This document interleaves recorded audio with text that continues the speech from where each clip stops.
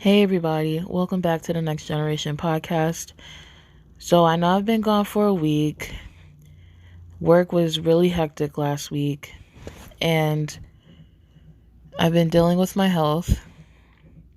So while I won't apologize for taking care of myself, I am considering, making a Facebook because I feel like the least that I could do while you guys are supporting me is create a space where I could inform you guys as to what is going on, if I'm taking a break, if I'm stepping back, to let you guys know what's going on, because I really do appreciate you guys being here and supporting me. So that's the least that I could do. But while I was on my little break, I did, for a few days, rewatch a video, and this is a video that I saw for the first time 5 years ago. I remember I was on YouTube, and then this just came up, and I'm just gonna let you guys know it's very long. It's 2 hours and 51 minutes. But if you guys are, for one, a Michael Jackson fan, and for two, a spiritual person, it's such a powerful video. And while some of you may not be spiritual, I really feel like this video is super, super important to watch, and will heighten your sense of thinking when it comes to Michael. So this video was a service by Louis Farrakhan. He's a minister. He is the religious leader of the Nation of Islam. He's obviously Muslim. And he actually knew Michael. And this video was actually, from what I watched it over again recently, and I actually just finished it just now. I saw that it was actually recorded in July 2009, so shortly after Michael had passed and after the memorial service. He basically breaks down, because keep in mind, he is doing a service. So he was talking about the crucifixion of Michael Jackson.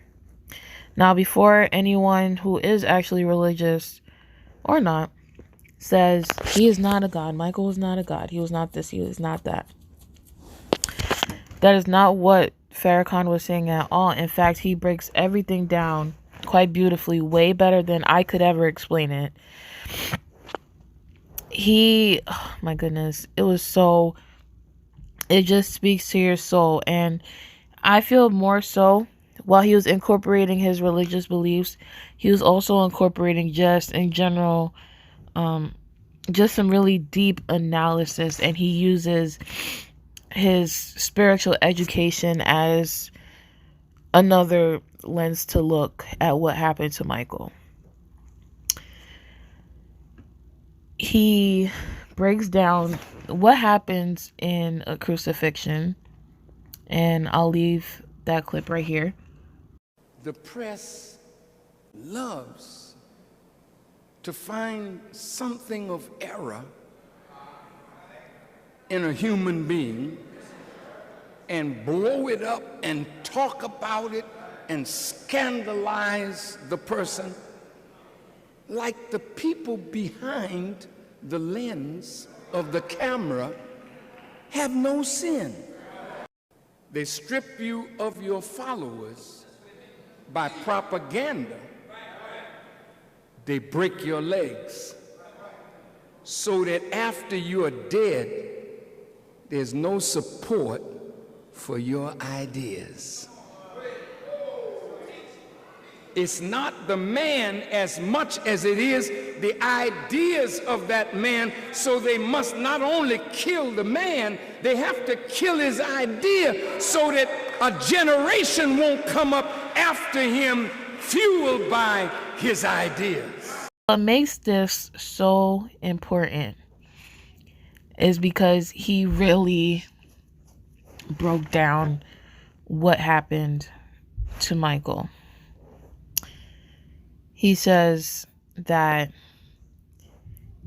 they break you down so much and make you lose your people that when you're dead, your message doesn't matter anymore.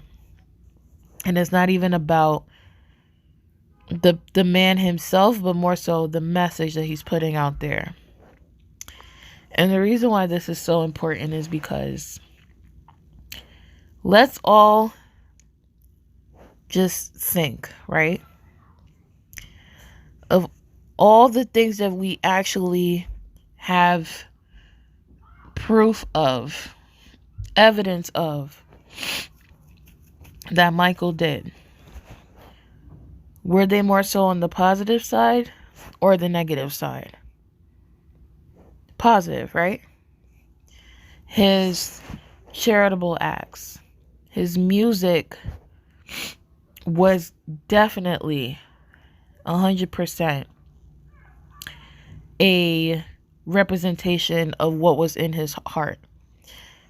Because, in all honesty, when it's something that you produce, something that you create, it's something that means something to you. An artist creates what's in their heart, what they feel in the moment. There's no way that Michael did not believe in what he was essentially preaching.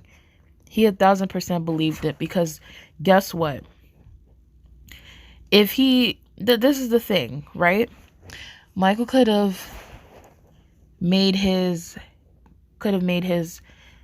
living, his earning, his money, made his career about anything. He could have made music about anything, and he even said it himself that he could make sexual music. He could make, just meaningless music. But he felt in his heart that that's not what his calling was. That his calling was to create music to bring people together for positivity. Okay? So we have all of this proof, right? But the media wants us to believe different. Can we find the logic in that? Can we understand why we're expected to believe something we have no actual proof of? Why would we go against something that we see? If we see someone doing good and someone is saying, no, they're actually doing bad, but not showing us the bad that they're doing, then why do we as a society turn our back on this person?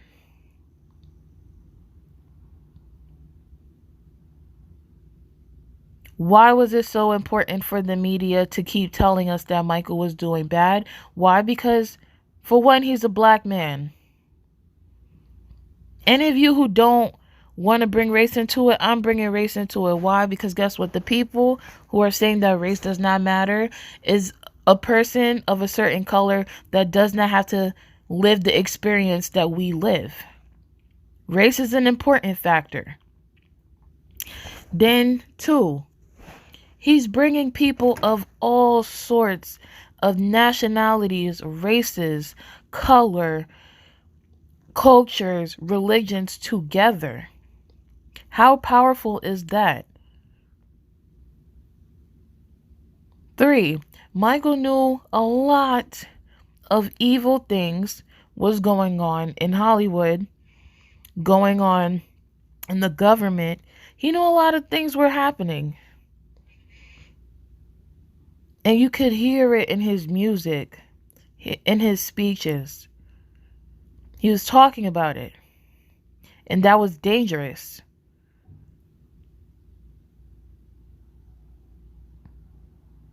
Michael was becoming he was just not that quiet, shy little boy anymore who sang and danced for you. He became a man with a message. And as much as people want to believe that we live in a world where there's nothing but positive, people don't like that. Because they have their own agenda. And when somebody who has power that will stray them away, will stray those away from that agenda, it's not good.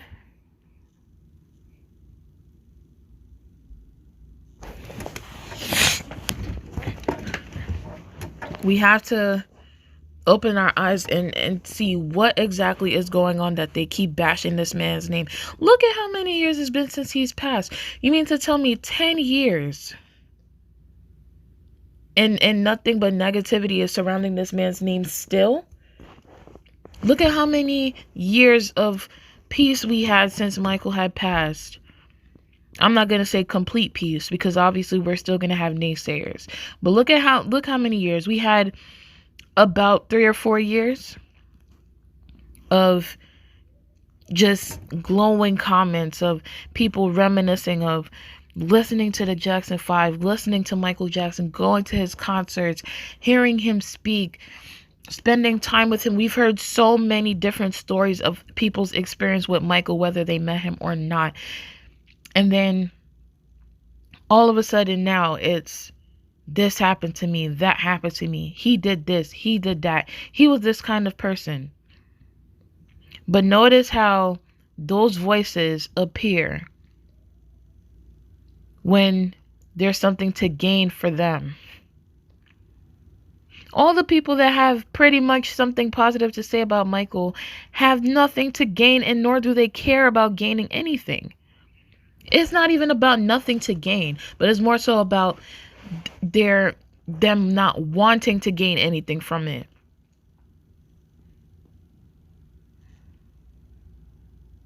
All the people that talk about Michael talk about him pretty much in the same way.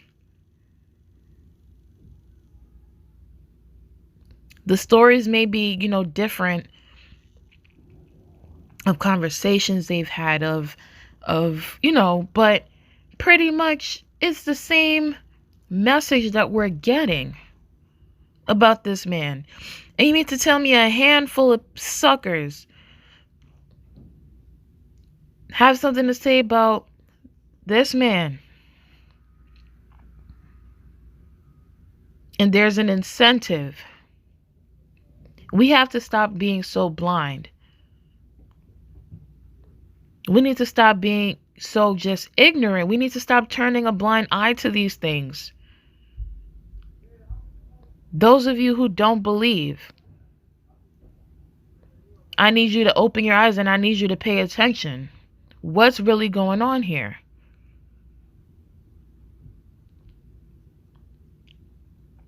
I'm a big believer of actions speak louder than words.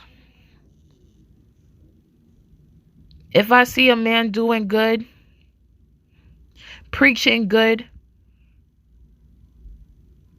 telling us to be good, I'm going to believe he's good. Yeah, there's some people that hide behind their words, but there's absolutely no proof that Michael was hiding behind his words. Let's stop being so foolish.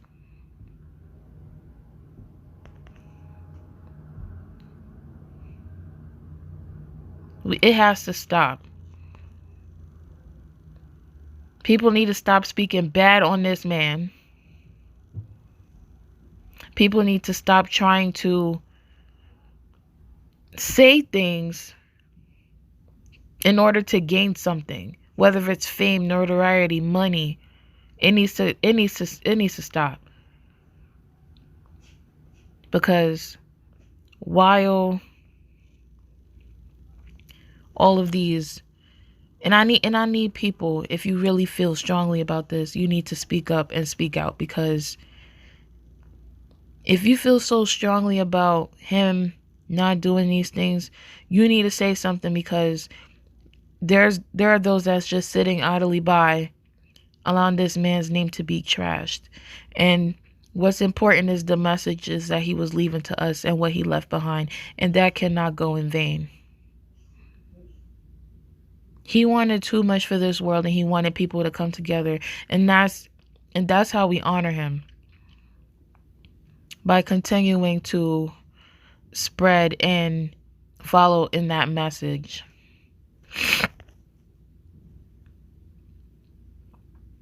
So, y'all, I'm actually gonna do more videos about this crucifixion of Michael Jackson service, because there was a lot of just amazing, just juicy things that was coming from that message. So I'm gonna do probably like a little, mini series, not series, but the next few videos are gonna be about that service. So stay tuned. Until next time, see you later.